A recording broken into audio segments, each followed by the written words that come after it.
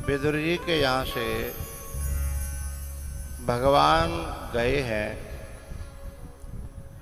उधर जो धृतराष्ट्र था ना, उसने विदुर जी को बुलाया है और कहा, भैया मेरे हृदय में बड़ी बेचैनी हो रही है, बड़ी घबराहट हो रही है। विदुर जी ने कहा, तुम्हारे यहाँ स्वयं भगवान आए शांति दूत बनकर के। अरे किसी सामान्य घर में कोई सामान्य अतिथि आता है तो भी कोई ऐसे अपमान नहीं करता जैसा अपमान आपने परमात्मा तक का किया है। तो घबराहट नहीं होगी तो और क्या होगा, बेचैनी नहीं होगी तो और क्या होगा। और सुनो, जब तक तुम्हारे राज्य में, तुम्हारे खानदान में भगवान का अपमान करने वाले लोग बने रहेंगे,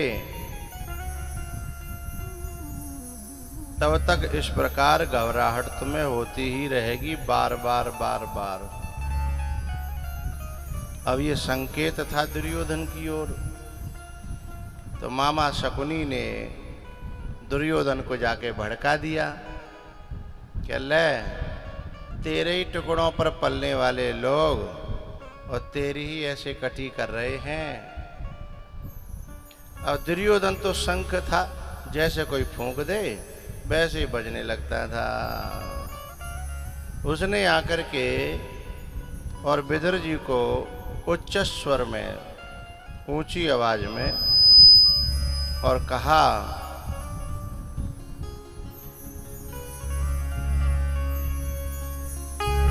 कि तुमको धक्के मार के बाहर निकाला जाए कि वैसे ही निकल जाओगे।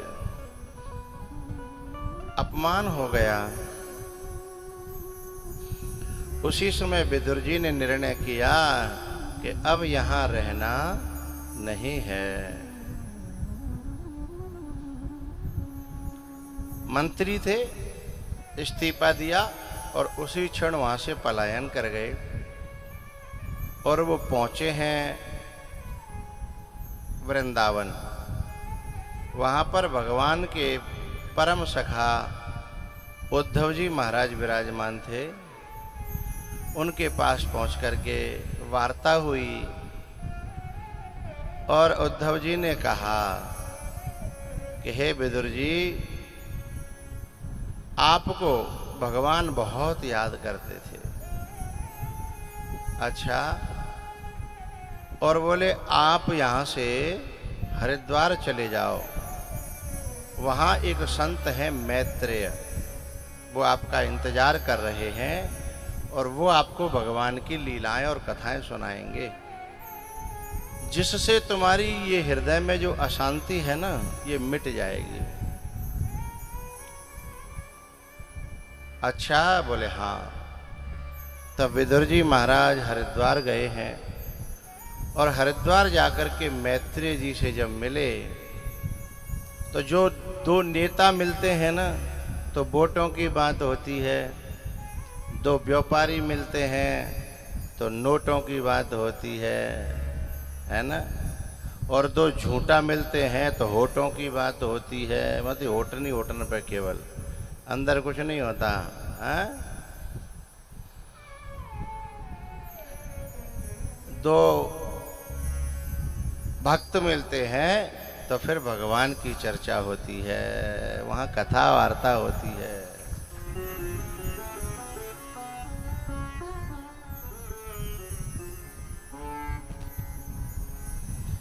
तो ये दोनों भगवान के भक्त हैं और दोनों ने जब चर्चा हुई भगवान के बारे में,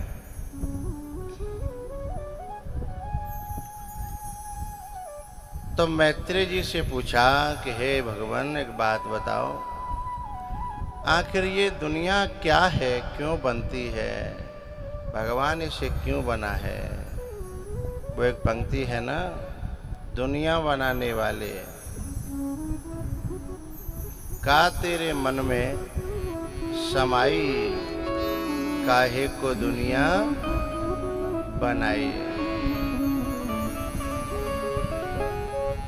दुनिया बनाने वाले कहा तेरे मन में समाई, तूने काहे को दुनिया बनाई, तूने काहे को दुनिया बनाई। दुनिया बनाने वाले कहा तेरे मन में समाई, तूने काहे को दुनिया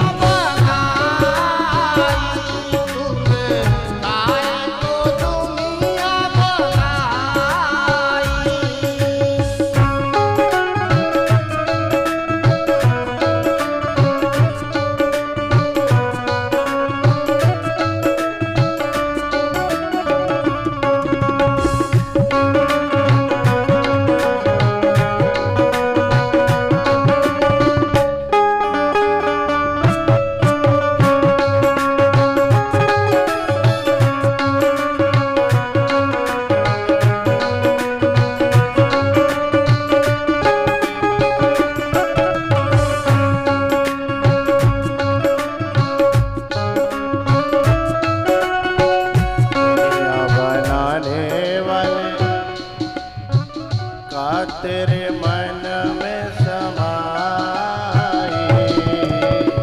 काहे को दुनिया बनाई, तूने काहे को दुनिया बनाई।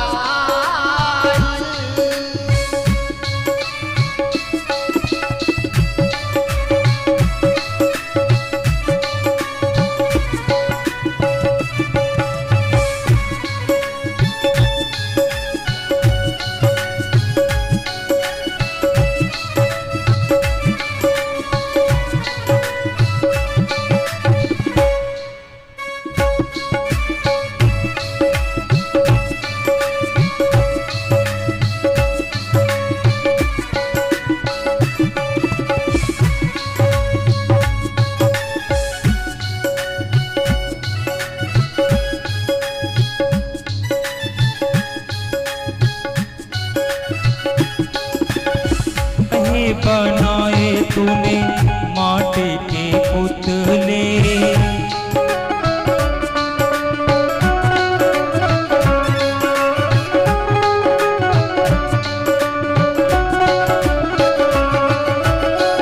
काहे बनाए तूने माटी के पुतले, धरती ये प्यारी प्यारी मुखड़े हैं उजले, काहे बनाया तूने दुनिया का खेला, काहे बनाया तूने दुनिया का खेला, जिसमें लगाया जवानी का मेला। गुपचुप तमाशा देखे, गुपचुप तमाशा देखे, वारे तेरी खुदाई, तूने काहे को दुनिया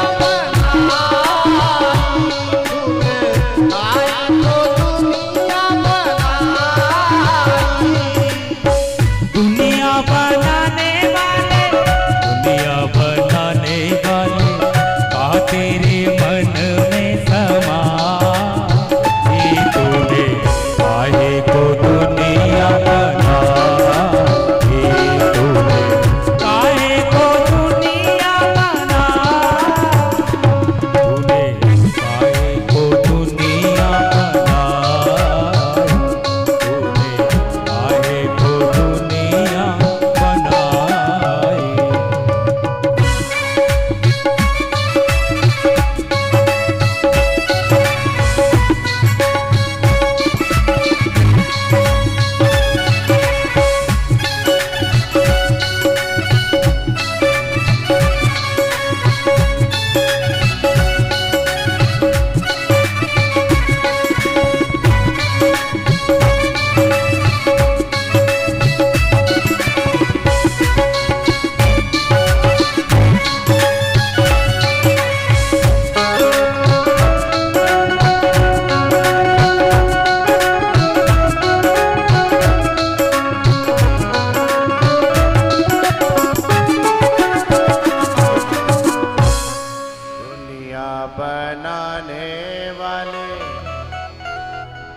तेरे मन में समाई,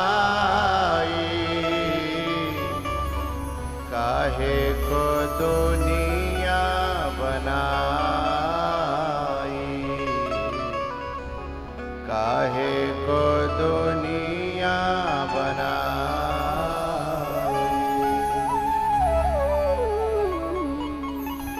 ये सृष्टि कैसे चलती है, कैसे बनती है भगवान, आप हमें बताओ।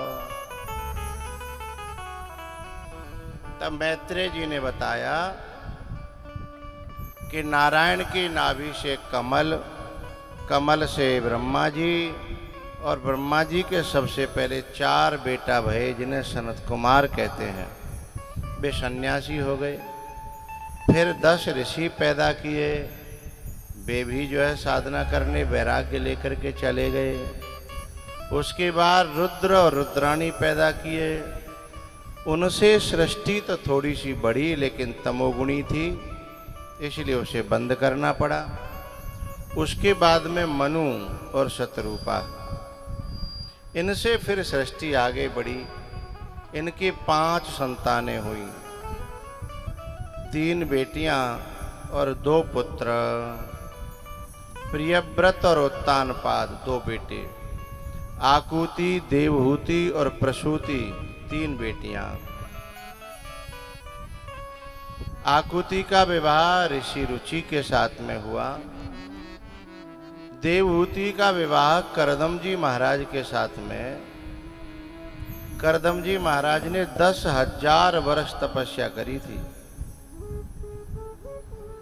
10,000 वर्ष तपस्या करने के बाद उन्होंने विवाह मांगा, तो मनु और शतरूपा अपनी बेटी देवहूति को लेकर के गए करदम जी के पास। जब विवाह हुआ तो पहले तय ये हुआ, करदम जी ने कहा कि हम विवाह तो कर लेंगे, लेकिन एक बेटा होते ही हम वैराग्य ले लेंगे, हमें पूरा जीवन या दुनिया में खराब नहीं करना है। हमने जीवन को 2 हिस्सों में बांट दिया है, इतने दिन तक संसार और इतने दिन तक अध्यात्म। देवहूति बोली ठीक है, हमें कोई परेशानी नहीं है। फिर साहब उनके 9 कन्याएं हुई हैं। 9 कन्याओं के बाद में 10वें नंबर पर कपिल भगवान का अवतार हुआ। और जैसे ही एक बेटा हुआ, उन्होंने कहा कि हमारी शर्त थी, अब हमें आज्ञा दो, हम चलते हैं। अच्छा, वादा करना अलग बात है और निभाना अलग बात है। कोई भी काम का कहना अलग बात, कह के तो जीव हाल भीतर घुस जाती है, लेकिन जब काम करना पड़ता है। हमारे संत भगवानों के जो तखत बिछाए वो हमारी आंखों से ओझल है, वो इधर होना चाहिए हमारे पास में, दर्शन होते रहे हमें। और एक कूलर भी उनके लिए इधर नज़दीक होना चाहिए। कार्यकर्ता लोग मेरी बात पर ध्यान दें। संत भगवानों के तखत को यहाँ ले आए और एक कूलर भी उनके लिए।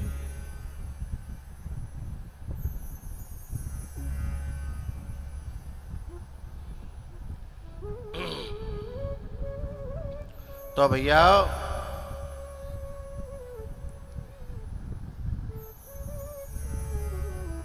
जब 10वें नंबर पर कपिल भगवान का अवतार हुआ तो उन्होंने कहा कि हमें तो जाना है, हमने तो पहले ही तय किया था, अब हमें भगवान का भजन करना है।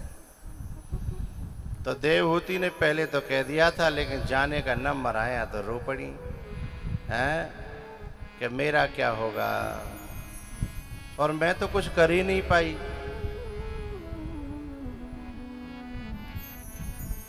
इन बच्चों की उलझन में, इन संसार की उलझन में मैंने तो कुछ किया ही नहीं, मैं तो कुछ देख ही नहीं पाई।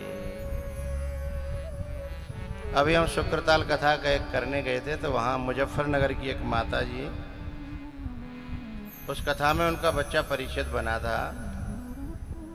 उन्होंने एक भजन जो है बड़ा प्यारा अपने, हाँ ठीक है, वैसे और आगे ले आओ तो और अच्छी बात है। हाँ, लेकिन यहाँ कूलर भी लगाना है, किसी में कूलर वाले से या किसी से कह के फिटिंग कर दे, गर्मी ज़्यादा है।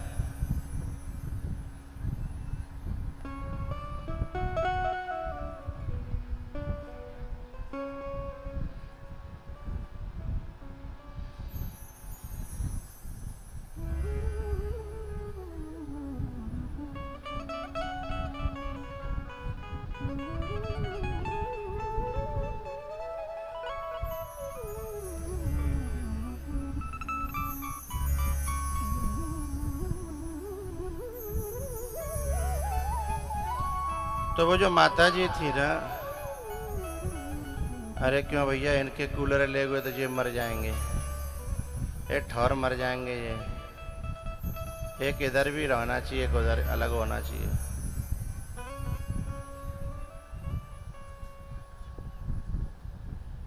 एक और मंगा रहे हैं। हाँ ठीक है, ठीक है, ठीक ठीक है, ठीक है भैया। कथा करावी वारी न को जिंदो रहवो जरूरी है। कथा करवी वारी को और कथा करावी वारी न को।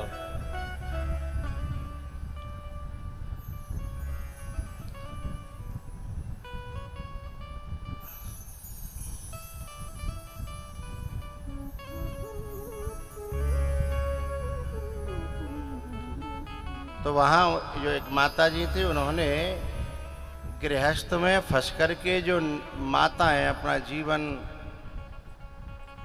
बर्बाद कर लेती हैं। संगीत वाले को ले लो कूलर। अच्छा, अब चाहे तबला वाले को तो दे दनादन जोर लगाना पड़ता है। चला गया तो हमारा तो सब बेड़ा गर्क हो जाएगा।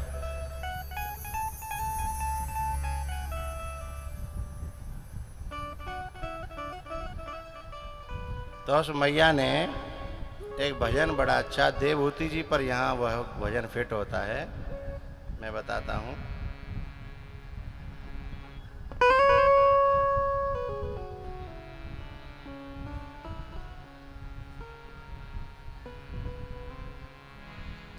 दूसरे सुर से करके देख लो।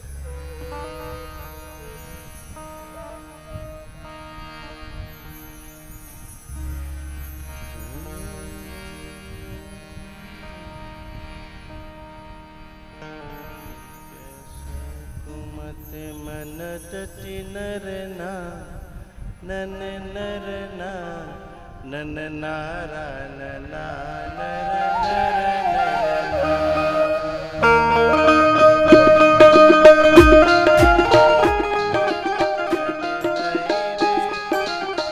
ओ मेरी कैसे को मत मन बस गई रे, बस गई रे।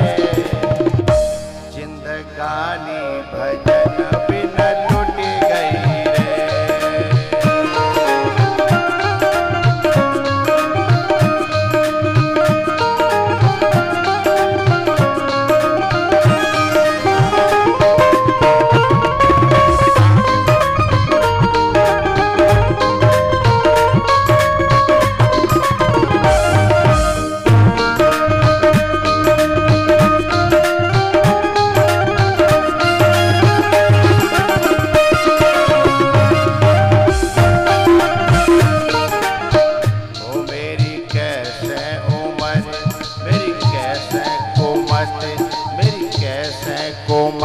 मन बस गई रे, बस गई रे। जिंदगानी भजन बिना लुट गई रे।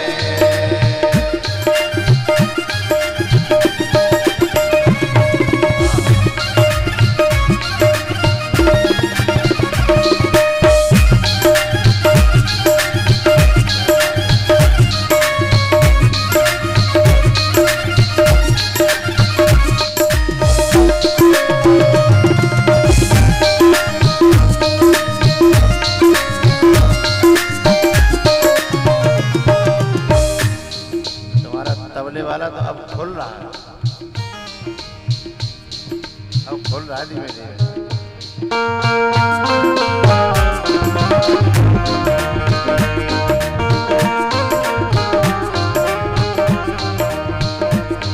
अरे नहाए धोए के आसन पे बैठी,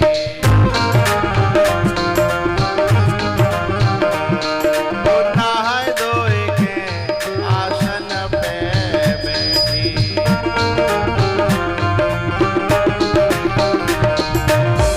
काय के लिए बैठी? भजन के लिए। तो का है वो? नींद बेरे ने मोहे डस गई रे, जिंदगानी भजन बिना लुट गई रे।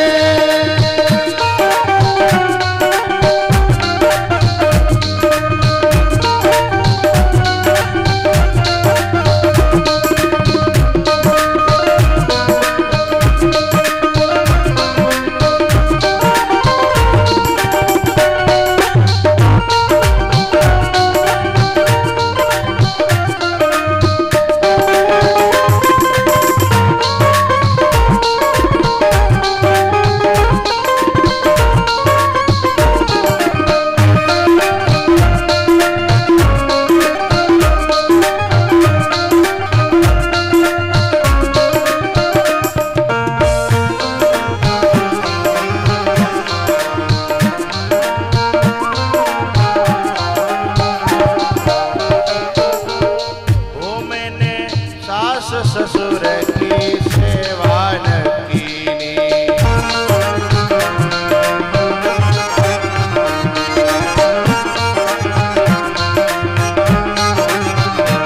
मैंने सास ससुर की सेवा न कीनी।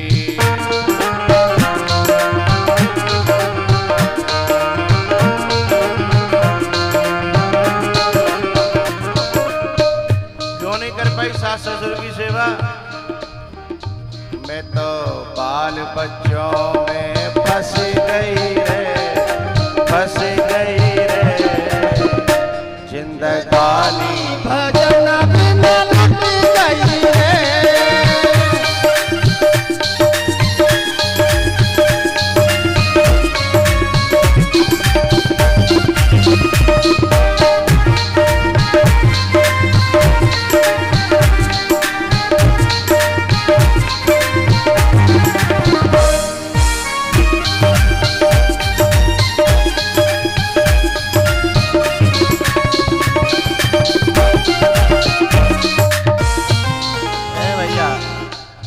भैया जी सेवक कितने जो थे सेवा कर रहे हैं, जिन्हों को फोटो ले लो करो।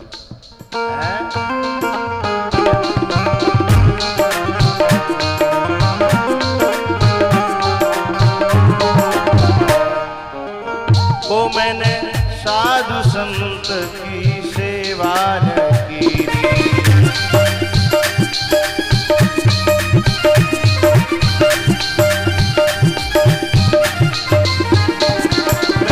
साधु संत की सेवा न कीनी।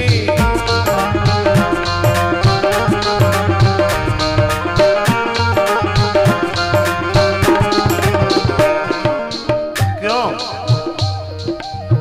घर के धंधों में फंस गई रे, घर के धंधों में फंस गई रे, जिंदगानी भजन बिना लुट गई रे, जिंदगानी भजन बिना लुट गई रे।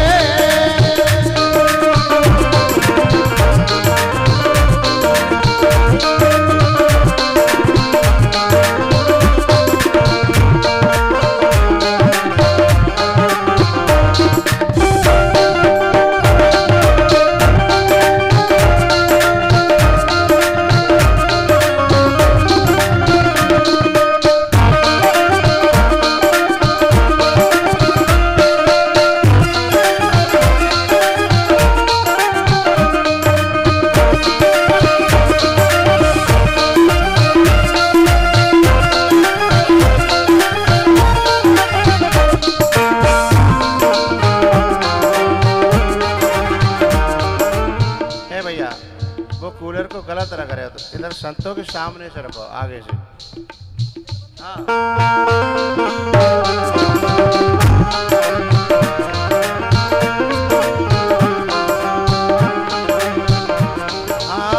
दान धर्म मैंने कुछ भी न किया,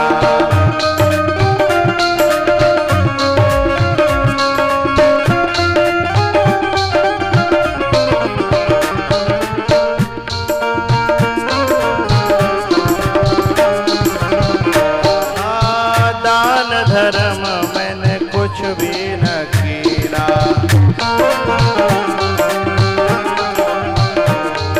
क्यों नहीं कर पाई? लोभ। अरे भाई, लोभ नागने डस लई रे, डस लई रे। जिंदगानी भजन बिना लुट गई रे।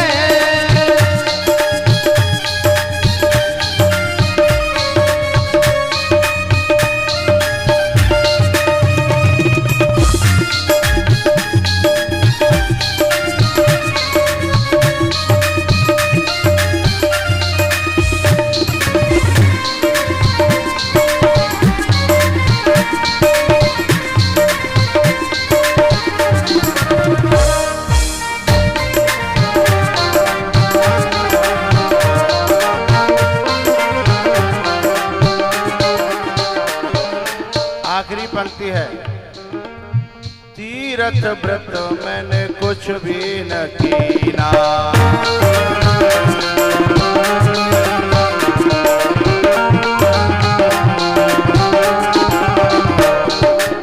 तीर्थ व्रत मैंने कुछ भी न कीना।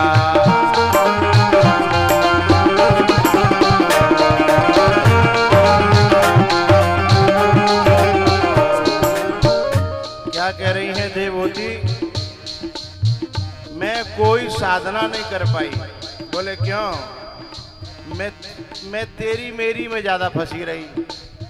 जे तेरो जे मेरो, जे तेरो जे मेरो।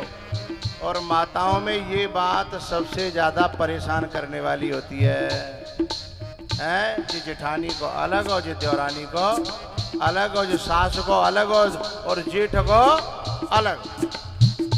तो यहाँ क्या कह रही है?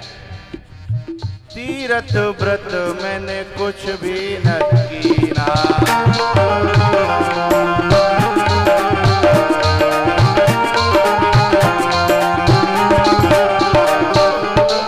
क्यों नहीं कर पाई? ओ मैं तो तेरी मेरी में फंस गई रे। ओ मैं तो तेरी मेरी में फंस। माताएं जब शादी होकर के आती हैं, पता नहीं इनकी माताएं सिखा के भेजती हैं कि जहाँ तक हम न्यारे की बात कर लियो, साजे में हमें ना रहनो। अब बेचारे आदमी के मोहते जी बात निकलती नहीं है, न बापते कह बाप है न भैयाते कह पावे। तो फिर वो जो कहता भगवान तू ही कह ले, मुँह पर तो कहीं ना जा रही। बोले नहीं, तुम ही कहोगे। हाँ, मैं क्यों कहूँगी? तुम कहोगे, तुम आओ भैया है, तुम आओ बाप है, तुम्हारी मैया है। जाको मतलब यहाँ तेरो कछुना है, जई मार तो कह पा रही है तुम होते। यदि तूने अपना मान लिया होता तो ये शब्द निकलते ही नहीं मुंह से।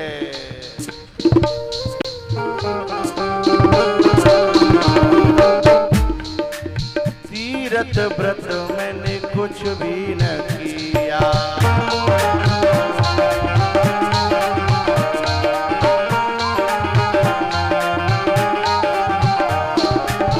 क्यों? ओ मैं तो, अरे भाई, ओ मैं तो तेरी मेरी में फंस गई रे, फंस गई रे। जिंदगानी भजन बिना लुट गई रे। जिंदगानी भजन बिना लुट गई रे।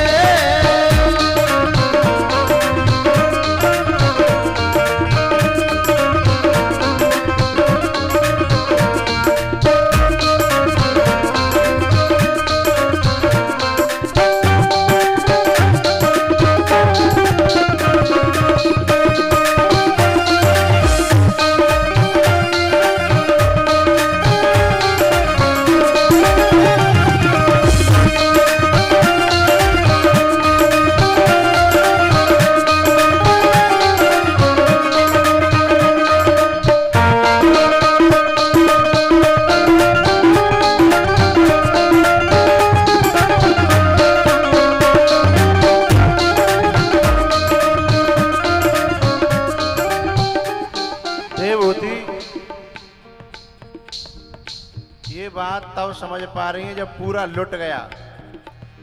जब अंतिम समय आता है तब समझ में आता है कि मैं तेरी मेरी में लुट गई, मैं बच्चों में फंस के लुट गई, मुझे लोभ ने लूट लिया है, लेकिन फिर कुछ बनने वाला नहीं है। यदि ये बात पहले ही समझ में आ जाए तो उस नारी की जिंदगी, उस माता की जिंदगी इस लोक में भी सुखी हो सकती है और उस लोक में भी सुखी हो सकती है। वो मैं तो तेरी मेरी में, मैं तो तेरी मेरी में फंस गई रे, फंस गई रे, जिंदगानी भजन बिना लुट गई रे।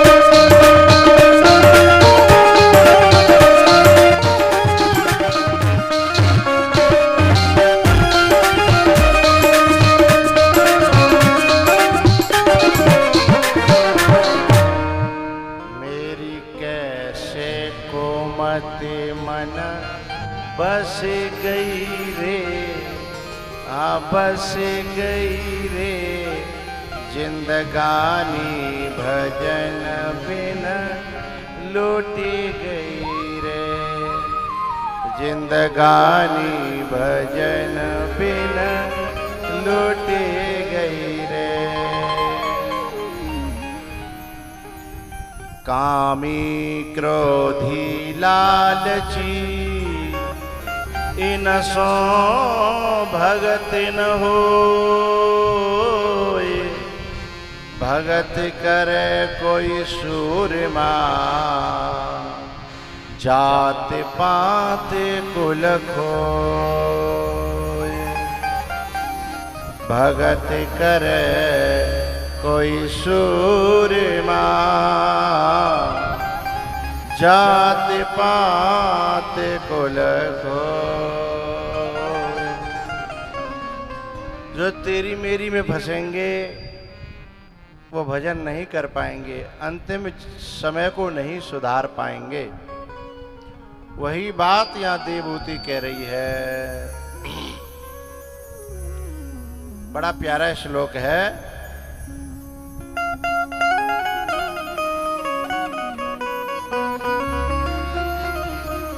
चौपाई नहीं है, श्लोक है।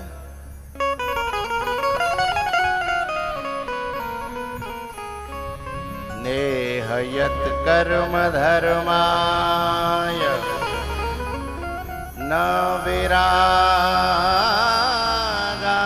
कल्पते, न तीर्थ पद सेवायै,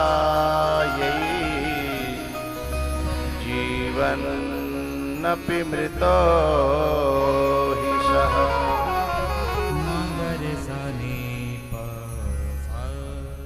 नेह यत कर्म धर्माय, इस जीवन से, इस मनुष्य शरीर से न तो मैं धर्म कमा पाई। कौन कह रही है? देवहूति। न विरागाय, न मैं वैराग्य ही कमा पाई, और न मैं ठाकुर जी के चरणों की सेवा करवाई, तीर्थ पद सेवा यही। मेरो जीवन तो लुट गो, जिंदगानी भजन बिन लुट गई रे। मोय लोभ की नागिन डस गई रे, जिंदगानी भजन बिन लुट गई रे। साहम भगवतो नूनम वंचिता मायया दृढ़म, यत्वां विमुक्तिदं प्राप्य न मुमुक्षेय बंधनात्। भैया एक तख्त कम पर रहो संतन के लिए तो कुर्सी डालो, कुर्सी डाल दो। जब तक कुर्सियों को खाली कर दो, नए नए बच्चे बैठे हैं, दौड़ के संत आ गए हैं ज़्यादा, मोय मोय हाथ मत दिखाओ, तक तो आवेगो तब आमत रहेगो, दौड़ के कुर्सी पहुंचाओ भक्के। अरे संत देखो कल संत भगवान कैसे कहाँ से आए हैं। कुर्सी डालो जल्दी से।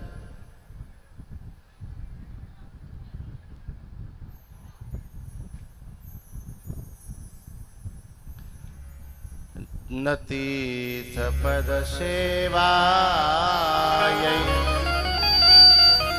जीवन्नपि मृतो हि सः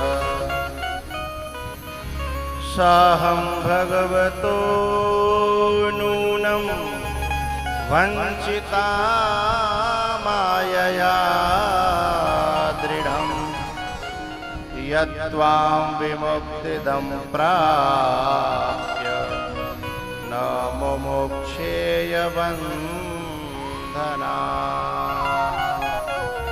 न मुमुक्षेय बन्धना।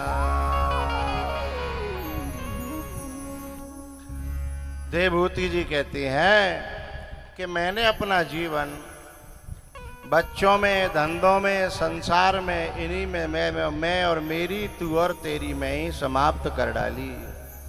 मैं कुछ भी अपने लिए कर नहीं पाई। हे भगवान आप भी चल दिए। आप जैसे संत के नीचे रह कर के भी मेरे अंदर वैराग्य नहीं जगा।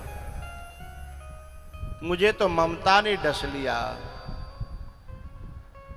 अब मैं क्या करूं, आप बताओ मेरा कल्याण कैसे होगा। तब जो है करदम जी महाराज कहते हैं कि तुम्हारा बेटा स्वयं भगवान का अवतार है, इसलिए तुम्हें कल्याण के लिए और कहीं जाने की जरूरत नहीं है।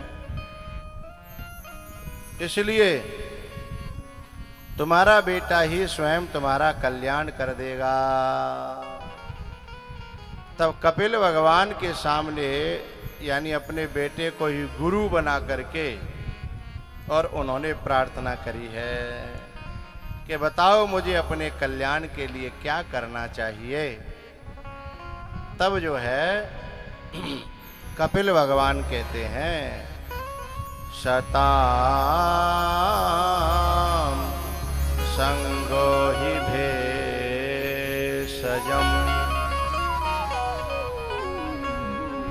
शतां संगो हि भेषजम्।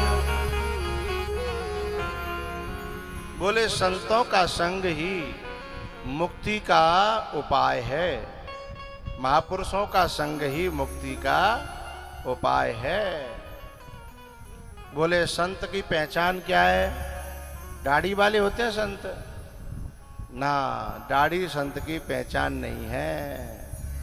बोले तो मूछ मुड़ा लें तब संत हो जाएंगे? बोले ना। बोले तो भैया गेरुआ कपड़ा पहन लें तो संत मान ले जाएंगे? बोले ना।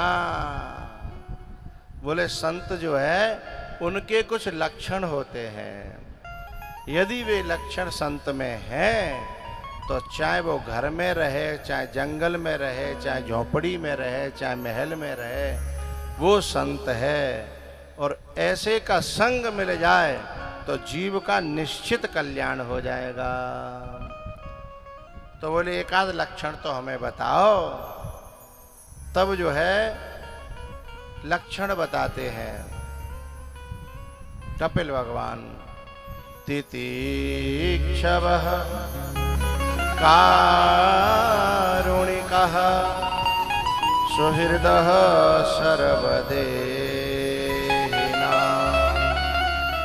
अजात शत्रवः शान्तः साधवः साधुभूषणाः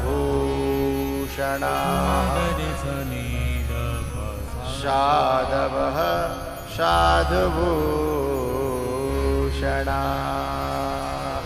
गपधने धपसाने धपम मागदिसने पसा। बोले साधु का एक लक्षण है, उसके अंदर बहुत तितिक्षा होती है। यानी उसमें सहन करने की क्षमता बहुत ज्यादा होती है। गोस्वामी जी ने कहा है, बूंद आघात सहि गिर कैसे।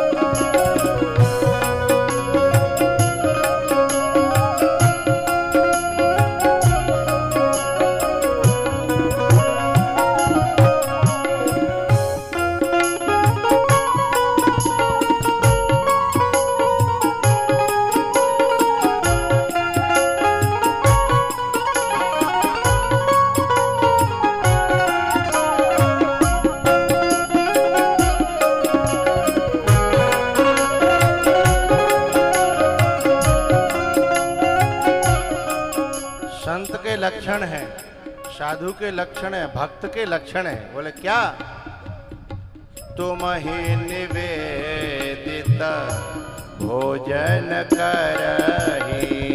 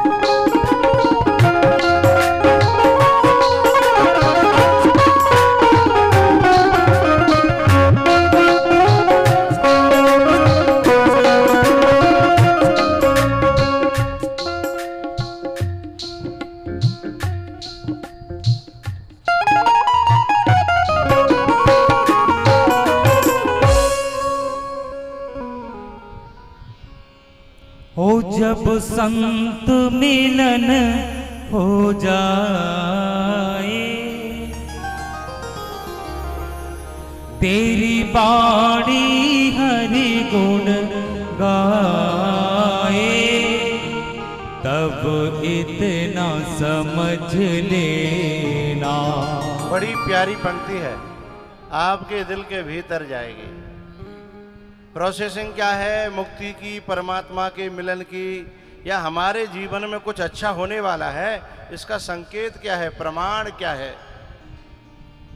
बड़ी जब संत मिलन हो जाए,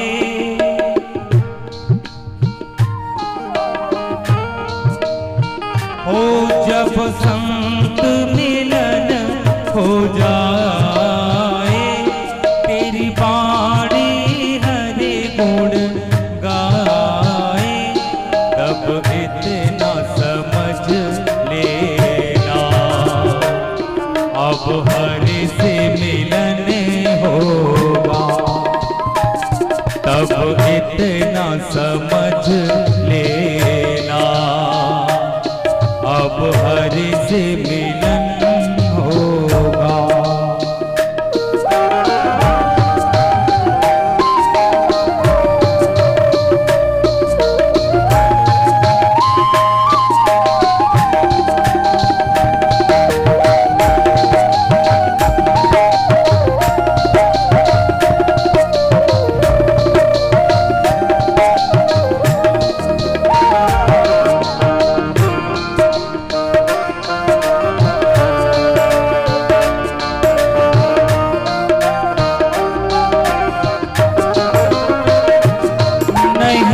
क्रोध किसी पर आए,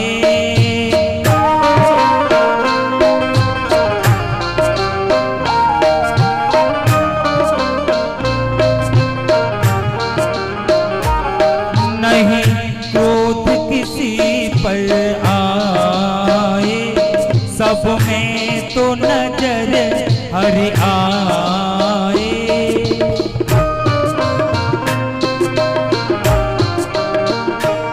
नहीं क्रोध किसी पर आए, सब में तो नजर हरि आए, तब इतना समझ लेना, अब हरि से मिलन होगा, तब इतना समझ लेना, मेरा हरि से मिलन होगा।